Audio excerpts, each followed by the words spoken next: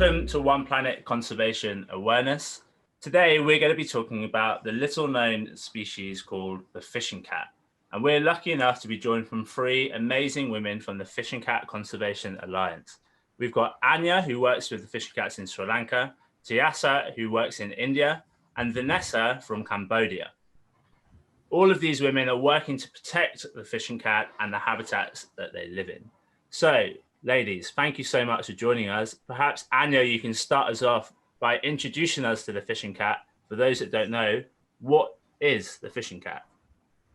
So, the species is only found in South and Southeast Asia. So, in countries like India, Nepal, Pakistan, Bangladesh, Sri Lanka, Cambodia, and Thailand.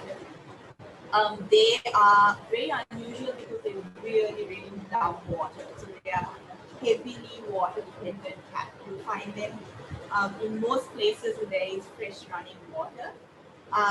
They are about the size of a chunky cocker spaniel, if I had to compare them to a dog. So males are extremely muscular and females are a little more slender. And the heaviest fishing cats that we have recorded in the wild are about 14 to 15 kilos. So that's a big male. And females can range between 5 and 7 kg. And these are the ones that I have handled. I'm not sure, they might be slightly heavier in India, for example, or even Nepal. Something that I find really interesting about the species, apart from the fact that they swim and they actually dive after fish, is that they actually sound like ducks. That's the only thing I can explain what they sound like, especially to people who live around wetlands. Whenever I ask them, have you heard a fishing cat? They say no, but the moment I play that sound bite, they're all like, oh my God, I had no idea that was a fishing cat. So they've got this really funny, quacky like sound.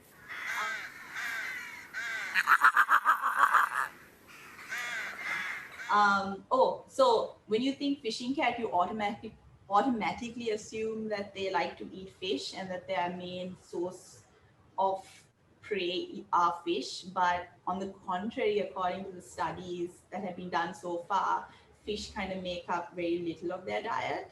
And that's probably because it takes a lot more energy to actually capture fish rather than going about capturing water birds or small mammals. Correct me if I'm wrong, Tiasa and Vanessa, I don't know. I'm just going based on, what we've found from NAMFOM and, what we're finding here. So they will dive and look for fish, but they're also eating water birds and other, water animals you can find around the habitat. Yeah. They have a very eclectic diet, so as to speak. Sorry for barging in a little bit. But so we can look at them as this top predator in shallow wetlands of mangroves and marshes.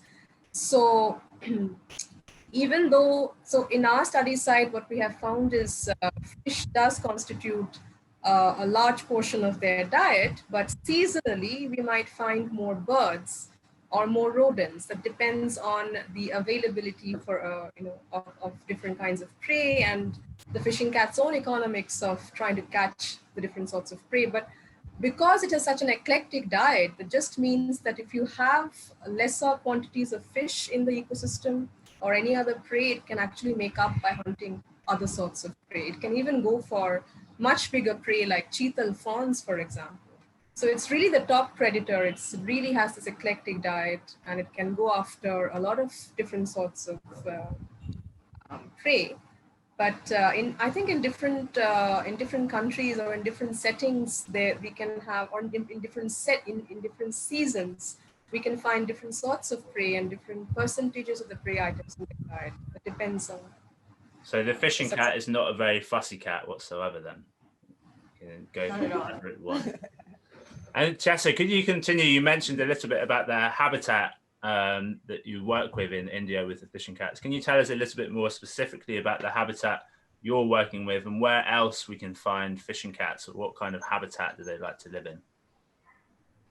So if we really look at the world's distribution, you find fishing cats, the westernmost part of their distribution, you find them in Pakistan, in the Indus Delta. So you find this delta created by the Indus River. You come to India where you find the Ganga, Yamuna, Brahmaputra floodplains, and this Terai region is shared with Nepal. Then this whole Ganges Brahmaputra delta is shared between India and Bangladesh, where you find fishing cats. And then you come down along the eastern coast a little bit, and then you have Sri Lanka, which is like an island country, and very different things happening to the fishing cats there. And Anya will speak more about it.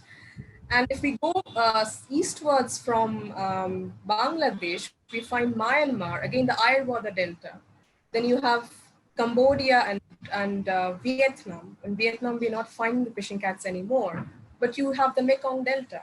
So if you really look at it, fishing cats are symbols of these tropical floodplains and deltas, which has given rise to civilizations and is still nurturing human societies. So if you look at one look at their distribution, and that's what it reveals. That's what the importance of the fishing cat is. So they truly are an aquatic cat. They like to live around water and in the mangroves and along the rivers. Yes, a semi-aquatic, that the semi-aquatic niche, according to what David MacDonald terms it, a semi-aquatic niche, the rainbow zone between land and water. So you find them in the marshlands, in the mangroves. You also find that the cats are pretty tolerant towards modification. And I would really like Anya to speak about the cats in her urban settings, because we do find that they can tolerate modification in the wetland environments. But yeah, naturally, if you look at the natural settings, then it would be mangroves and marshes, which are found in the tropical floodplains and deltas. That's where you find the cats. Okay, so you mentioned a little bit about, these deltas are where a lot of humans are coming in, and, they're building developments. A lot of the cities across Southeast Asia and South Asia are built on these deltas. Vanessa, could you start us off talking about how, the human development is causing threats to the fishing cat, and talk us through some of the issues that you guys are having to work with? Sure. Yeah. I would just add one more kind of habitat that is also very related, which are inland wetlands. Here in Cambodia, we have the largest inland wetland in all of Southeast Asia, and it has flooded forests. And this is a kind of habitat that's very rare and difficult to imagine. Most people haven't even heard of it, but it's also the birth of the Angkor civilization, which ruled the whole of Indochina around the year 1000, and they knew the fishing cat is carved on the temples of Bayon. So it's another cradle of civilization as well, because where there is water, there are resources. So both people and fishing cat have taken advantage of that. And nowadays, yeah, there is a big threat of wetlands being converted to all sorts of other uses, being dried out for agriculture, being used for just general development of infrastructure, being changed into shrimp ponds, which are very poor and will leave no habitat around them. So this is a huge threat to fishing cat throughout this range. In different shapes and colors, the wetlands are being lost. And this is a big problem for the fishing cat. At the same time, one of the biggest problems, and it's quite connected in these sort of areas where people and wildlife meet, there is often quite a lot of poaching. Mainly snaring that is indiscriminate. It's people that might be looking for meat for a variety of reasons, might be poaching for the wildlife trade in different ways, or in the case of fishing cat, like with other predators, there is also direct conflict with people. Obviously, in these areas rich in water, they are rich in fish, and the fisherman can see the fishing cat as an enemy. And in different places, this takes a different shape, like in the mangroves in Cambodia, especially in the past, not so much now, but they would destroy the fishing nets and then raid the fish. And then the fisherman would be waiting the next day to catch the fishing cat. In other parts, and in more modern days, there is illegal fishing that quite often might be done using electrofishing. This kills every creature in a few hundred meters. And in other places, there is even poisoning of rivers. Fish get poisoned in theory to try and fish them, which is not a very good idea. But that will also kill fishing cats. And in more modern days, the rise of urbanization is also bringing roadkills as a large threat to fishing cats. In Sri Lanka, for example, where they're adapting to living near humans, they're actually being run over by cars. So yeah, there is a whole variety of problems and threats that we're trying to address. So especially in Cambodia, I imagine you're talking about the sort of Tonle Sap region, the big water system up near Siem Reap. So the locals there see the fishing cats as direct competition. And, you know, the Tonle Sap region supplies Cambodia with the majority of its fish. So if the fishing cat is in that habitat, it's obviously going to come into conflict with the local communities. Yes, that's right. And actually, the Tonle Sap is also, well, it's a difficult place because we don't even know where the fishing cats are. We've only found one once that is like real, like solid evidence of fishing cats. So it's very difficult for us to even put measures into place. And it's also suffering the impact of climate change now. Climate change, together with large dams on the Mekong that stop enough flow of water, is changing the ecosystems really quickly. Drought and flood at the wrong time and the wrong place is starting to be a really big threat to fishing cats in this habitat and many others throughout the range. It's much the same as a lot of species. As the human development continues, there's always less space for the wildlife, which increases the conflict. And I think we've talked very briefly about Anya's work in Sri Lanka and how the fishing cats are coming to more urban habitats. So Anya, could you tell us a little bit more about your project in Sri Lanka and how you're working with the cats in these urban areas? So my study site is extremely different in terms of the threats that we're facing and just the ecosystem in general. I don't have to worry, maybe that's, I don't know whether it's a good thing or a bad thing, about, like poaching and retaliatory killings in my area. What I do need to worry about instead is wetland clearing, because so my study site's in Colombo, which is the capital city of Sri Lanka. So we've just come out of a 30-year civil war, and it was all about developing the country, after such a long time, and developing the city itself. So when I started working, there was massive amounts of wetland clearing. And prior to me starting the project, actually, there was another project that was trying to confirm the presence of fishing cats in the Colombo wetlands, which they did through camera trapping, and they had to stop because of the war. So when I started my project, what I wanted to know was, with all this habitat clearing that's happening, are these cats still present in these wetlands? Which again, we managed to confirm.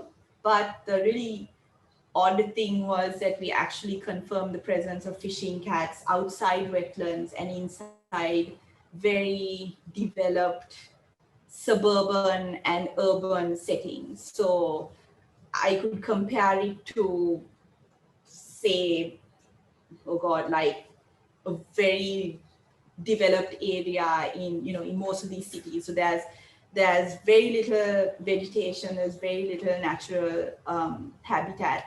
And the closest wetland to one of our locations is about 4 kilometers away. And we've got these fishing cats living in people's, the houses here have this false roof. So it's kind of like a space between the actual roofing on top and the ceiling inside. So it's kind of like an attic. So we've got cats kind of using those spaces to kind of live in and during the day, and then they kind of venture out at night. They are using people's large backyards, as habitat. They are preying on things like rodents and ornamental fish, like one of my cats has done already. So it's interesting to see how they are kind of, I don't even want to say adapting, but how they're coping to urbanization. And it's kind of odd, I don't know, and cool at the same time, because I don't know whether, you know, these are like, whether this is a bad thing, like, are these cats slowly going to phase out of these areas, or will they be able to thrive in these settings? And if they can thrive, what is it that makes them, you know, survive in such urbanized spaces? And what I hope is that if they do thrive, can we use what Colombo has and implement it in other cities around the world? You know, not just in fishing cat habitats, but in areas that have other mesocarnivores. You know, is it Colombo's large backyards and, you know, outdoor ponds that are helping these mesocarnivores survive, or is it something else? So that's pretty much what we are trying to figure out, and, you know, compare what we are coming up with, you know, populations in more natural areas. And how does the community, you know, how do they feel about having fishing cats in their attic? Here in the UK, we quite often have bats living in people's attics, and people have mixed opinions of it, because quite a lot of times if you want to develop a house and then you find bats in your attic, you're not allowed to do anything. But a fishing cat is a whole other story. So what do the communities in Sri Lanka, what do they think about having fishing cats living within their house? Do they like them living there, or are they seen as a pest? Most of the time, nobody knows. So even the cat that we found in like an extremely urbanized area, they had no idea that these fishing cats were even in this area. So we kind of go in and we do a bit of a survey before we, you know, tell people. And most residents all thought that we had, you know, like, all thought that we were nuts. You know, they were like, fishing cat, you don't get fishing cats here, they're in the zoo, or, you know, they're like in one of our national parks. But if I spoke to the security who stay, you know, the night guards, all of them confirmed that they've seen fishing cats in the areas because they are awake at night, you know. And most of them were like, you know what, we see these cats walking around and they don't do anything to us, so we are fine with them. The residents of the houses, on the other hand, kind of freaked out. They were like, oh my God, it's a big cat, it's going to kill my child, it's going to, you know, take my husband away or take me away in the night. And I'm like, oh my God, seriously. But the whole, I mean, it's my job to kind of calm people down and, you know, tell them the benefits of having this incredible species living in their attic. For example, they are an endangered species. You don't find them anywhere else. You know, you don't find them in a city anywhere else in the world. So we've got something extremely unique. They do help, you know, control your rodent population. A species that lives in attics that people really don't like are Asian palm civets. And the reason is that they're very noisy in the nights, like they just play hill in your, you know, in your roof. And they also have a communal toilet. So they will find one little space somewhere in a corner and then all pee there. And after a while, that starts to saturate and that it just starts dripping through the ceiling and onto whatever, you know, is underneath. And most people hate that. So what I say is, look, you've got a fishing cat living in your ceiling, you're not going to have an Asian palm civet. So you've got that taken care of. When it comes to people who lose their ornamental fish, to fishing cats, you know, I have to play the endangered species card. You're helping a species survive. I'm sure you can move your fish inside, you know, that kind of story. But it's kind of like a mixture between fear and which kind of turns into fascination and, oh my God, I have a fishing cat living in my roof, I'm so cool kind of thing. So your job is to show the community how amazing it is that they have these fishing cats. Yeah, I want people in Colombo to be proud of the fact that we've got fishing cats in the city. Like, that is my goal right now. That's awesome. Well, I think it's really interesting to hear from the three of you, although I think we've lost Tiasa at the moment. But it's really interesting to see how the different projects working on the same species have to deal with slightly different issues. And I wonder if, Vanessa, you can tell us a little bit about why and how the Fishing Cat Conservation Alliance came about and how you work together to share ideas and connect the different projects. Sure. Yeah, we first got together more officially, let's say, in 2015 in Nepal, and we formed the Fishing Cat Working Group. That's when we started started sharing strategies, talking about the details of the range distribution, how threats were similar to one another. And we've continued sharing all that information and working together. And we met again this last December in Sri Lanka. And we decided that we wanted to take the next step, which was forming the Fishing Cat Conservation Alliance, which is now a registered NGO in the US, which means that we are like any big, well, actually small, but international NGO that we're able to get donations, we're able to do large applications for funding, we can move in a different way, and we can also promote the species better. We're actually scientists working in all of the range countries. It's 8 countries, and it's about 12, 13 projects, because we keep looking for other people starting to do the work. And we're now creating a conservation strategy for the whole range. We're trying to work in a coordinated way so that we can all help save the fishing cat and support one another. And so we're also trying to give exposure to the fishing cat. That's why we do interviews like this. And we're quite active in social media. You can find us on Instagram, Facebook, Twitter, everywhere, the Fishing Cat Conservation Alliance. And we're putting out lots of interesting content about the fishing cat, including camera trapping videos, stories of things that happen in all of our different projects. And then we've decided that February is Fishing Cat February. So in February, we share even more information about the fishing cat. We've made associations with different graphic design groups, and they come up with fantastic little cartoons of the fishing cat and its habits to make it more exciting. And we try for that month to really push social media so that more people get to know the fishing cat. So yeah, we're trying to make it, compete a little bit more with other charismatic animals like tigers and elephants that everybody knows and everybody donates to and everybody wants to protect. So fishing cat is a really cool species with a large regional range that we want people to get to know better. That's amazing. I think that's absolutely how conservation should work. I know from my previous work, I was working with turtles in Malaysia. It sometimes felt as though the different projects are working against each other and competing. So coming together in an alliance, I think, is the way conservation should be done. And Tiasa, we lost you for a moment there, but can you just tell us a little bit how the alliance is helping your work in India, and how the community are reacting to the rise of this fishing cat conservation effort? I think it helps when a lot of people working in the same area are constantly conversing with each other, sharing ideas and examples. And this just creates a very positive mindset when you know that you have sort of a sisterhood or a brotherhood that you can reach out to. And the other thing is, you have organizations batting for megafauna in the world.